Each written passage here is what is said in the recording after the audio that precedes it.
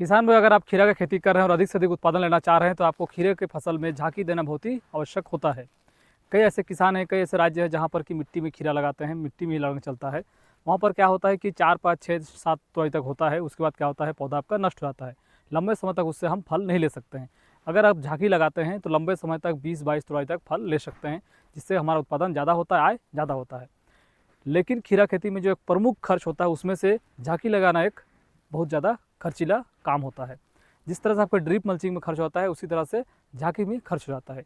चलिए हम आगे विस्तार से आपको बताएंगे कि झांकी लगाने के लिए हमको क्या क्या सामान की आवश्यकता है और उसका रेट कितना पड़ता है, अर्थात झांकी कैसे लगाया जाता है, उसमें क्या क्या सामान जरूरत पड़ता है और कुल कितना खर्च हमारा झांकी लगाने में आता है। हम बात करने वाले 1 एकड़ में जो भी हम सामग्री के बारे में बताएंगे, 1 एकड़ के बारे में आपको बताएंगे। सबसे पहले हम सामग्री के बारे में आपको बता देते हैं। जो सामग्री होता है, जैसे कि खूटा आप देख सकते हैं, बाँस का खूटा। बाँस कई प्रकार का होता है। एक तो मोटा बाँस होता है जो जनरली गाँव में लगाया जाता है, घरों में लगाया जाता है, और एक पतला बाँस होता है जिसको पहाड़ में या तो जंगलों के आसपास में रहता है, जो कि ठोस होता है। आप कोई भी बाँस यूज कर सकते हैं। हम संख्या के बारे में बात करेंगे। अगर 1 एकड़ में हम देखते हैं, अगर हमारा जो दूरी होता है लाइन से लाइन का दूरी, जैसे कि ये लाइन हो गया, ये लाइन हो गया, अगर लाइन से लाइन का दूरी अब आपका 4.5 फीट है, 4.5 पे या 5 फीट है, तो उस अंदाज में अगर देखते हैं तो 1 एकड़ में हमारा 800 खूटा का जरूरत पड़ता है। 750, 800, 850, मैंने 800 के आसपास का खूटा का जरूरत पड़ता है। ये तो हम खूटा के बारे में बात कर दी। इसके बाद जो मुख्य खर्च होता है वो होता है केन, जो कि या तो आप तार का यूज कर सकते हैं या तो प्लास्टिक के तार के जैसे होता है, मैंने तार ही होता है जो प्लास्टिक का होता है, उसको यूज कर सकते हैं। तो वो आपका 1 एकड़ में 10 से 12 केजी का जरूरत पड़ता है। इसके बाद जो आता है धागा, जिससे हम बोरा को सिलाई करते हैं, वो आपका प्लास्टिक का रस्सी होता है, पतला होता है, जिससे जनरली जो बोरा पैकिंग होता है, बोरा को सिलते हैं, वो जो रस्सी होता है, उसको आपको लगभग 6 से 7 किलो उसका भी ज़रूरत पड़ जाता है। उसको क्या करना रहता है कि एक नीचे देना रहता है, एक बीच में, एक ऊपर। अगर आपको लंबे समय तक, लंबा वैरायटी है, लंबा दिनों तक फल देने वाला वैरायटी है, तो 3 बार देते हैं। जनरली 2 बार देने से भी काम चल जाता है। एक नीचे रहता है और एक ऊपर रहता है। इसके बाद आता है सूता, जो कॉटन का होता है धागा, बिल्कुल जिससे कि हम कपड़ा वगैरह सिलाई करते हैं, वो धागा होता है। उसका आप डिस्टेंस अलग अलग होता है, या तो आप ज़्यादा डिस्टेंस पे दे रहे हैं तो कम लगेगा, और बिल्कुल अगर घना दे रहे हैं, कम डिस्टेंस पे दे रहे हैं तो ज़्यादा लगेगा। फिर भी मान लीजिए कम से कम उसका 30 से 40 बंडल का ज़रूरत पड़ता है। इसका अगर प्राइस हम देखते हैं तो जैसे बाँस हो गया, अलग अलग जगह पर अलग अलग रेट है। अभी फ़िलहाल खेती का किसान संख्या ज़्यादा बढ़ रहा है, लोग ज़्यादा खेती कर रहे हैं सब्जी का, इसीलिए बाँस का रेट भी बढ़ रहा है। यही बाँस पहले 17 रुपये 18 रुपये में आ रहा था, और आज 23 रुपये 24 रुपये में बाँस आ रहा है। तो अगर एवरेज हम मानते हैं, मान लीजिए 22 रुपये मानते हैं, तो 800 बाँस का हमारा 17,000 रुपये आसपास खर्चा पड़ जाता है। साथ ही साथ जो केंट आता है वो आपका 110 रुपये 120 रुपये किलो आता है, तो 1200 रुपये वो आ जाएगा, तो आपका 18,200। फिर जो धागा आता है आपका, जो प्लास्टिक की रस्सी है, बोरा सिलने वाला रस्सी, वो आपका 6-7 किलो, तो 90 रुपया 100 रुपये किलो पड़ जाता है वो, तो उसका भी 700 रुपये मान लीजिए, तो आपका ये हो गया 18,000, 19,000। और जो धागा है उसको आप 2,000 का धागा मान लीजिए, मैंने 21,000, मतलब 21 से 22,000 का आपका सिर्फ ये सामग्री का जरूरत पड़ेगा। अब लेबर कॉस्ट देखते हैं, तो 1 एकड़ में जो खूटा है, खूटा लगाने अगर सुबह से शाम तक काम करते हैं, और अगर ईमानदारी से लेबर काम करता है, तो 3 लेबर क्या करेगा, सिर्फ गड्ढा करेगा, मतलब खूटा गाड़ने के लिए गड्ढा करेंगे।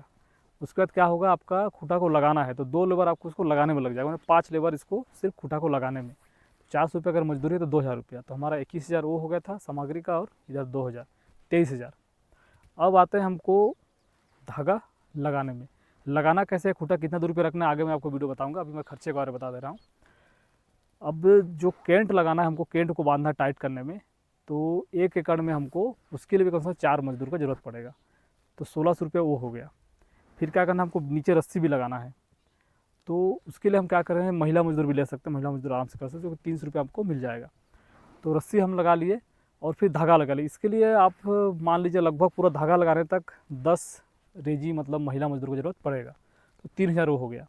इधर हमारा हो गया था 23,000, और 3,000 26,000, और 1,000 मान लीजिए ऑर्डिनरी कहीं कुछ खर्चा ज़रूरत पड़ता है, जैसे उधर साइड में आपको खूटा लगाना पड़ेगा, उसको रस्सी बांधना पड़ेगा, तो 23, 3, 26, 27 से 28,000 रुपये आपका सिर्फ झांकी लगाने में।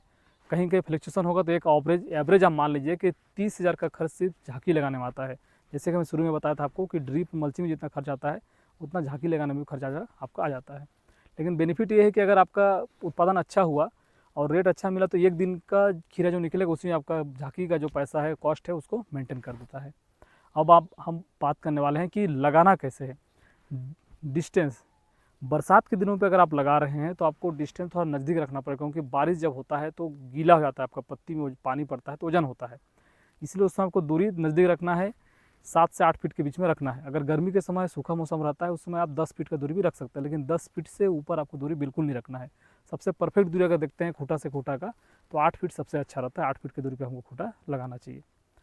खूंटा हम लगाने के बाद हमको क्या करना है, इतना ऊंचाई पे हमको लगभग, मतलब जिसके जितना ऊंचा आप कर सकते हैं, लेकिन खूंटा अगर डिस्टेंस होता है मान लीजिए 5 फीट 6 फीट की ऊंचाई को क्या करना है, कैंड को बांधते जाना है, टाइट करके बांधना है। उधर को एक खूंटा लगा लेना है, खूंटा में उसको लगाना है, फिर लपेट के इसमें आना है, इसमें आके फिर पूरा बांधते हुए जाना है, और फिर उस साइड एक खूंटा रहेगा, तो दोनों साइड से खींच के टाइट रहेगा। ये काम पूरा हर जगह कर लेना है। करने के बाद फिर हमको क्या करना है, नीचे में ऐसे जगह पर हमको क्या करना है, प्लास्टिक का रस्सी को लगाना है। ये रस्सी लगा लिए, अब इसके बाद क्या करना है, लपेटते जाना है, क्रॉस करके करते हमको धागा को लपेटते जाना है। जो सबसे कॉस्टली काम होता है धागा लपेटने, काफ़ी लंबा समय लगता है, क्योंकि और इसको विशेष ध्यान ये रहना रहता है कि धागा लपेट में होता है, इसलिए उसको राउंडिंग करते करते लपेटते जाना है। जहाँ गर्मी के दिनों हवा चलता है तो क्या होता है, धागा एक जगह हो जाता है, इसलिए सावधानी हमको रखना पड़ता है कि हर एक मोड़ पर हमको उसको एक बार लपेट के नीचे आना है, ताकि वो फिसले नहीं। तो ये काम बहुत ही थोड़ा जटिल काम भी होता है, लंबा समय भी लगता है, 4 से 5 दिन का समय लग जाता है। इस काम को आपको जब खीरा आपका 17, 18, 20 दिन का हो जाए उस समय अवश्य कर देना है, क्योंकि खीरा में अगर एक बार लरंग आ जाए, फल फूल आना शुरू हो जाए, तो अगर करेंगे तो आपको फसलों को ज़्यादा नुकसान होगा।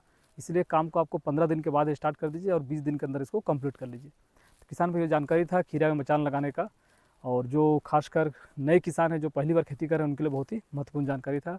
वीडियो अगर आपको अच्छा लगा तो वीडियो को लाइक ज़रूर कीजिएगा, और चैनल में अगर पहली बार चैनल को सब्सक्राइब भी कर लीजिएगा।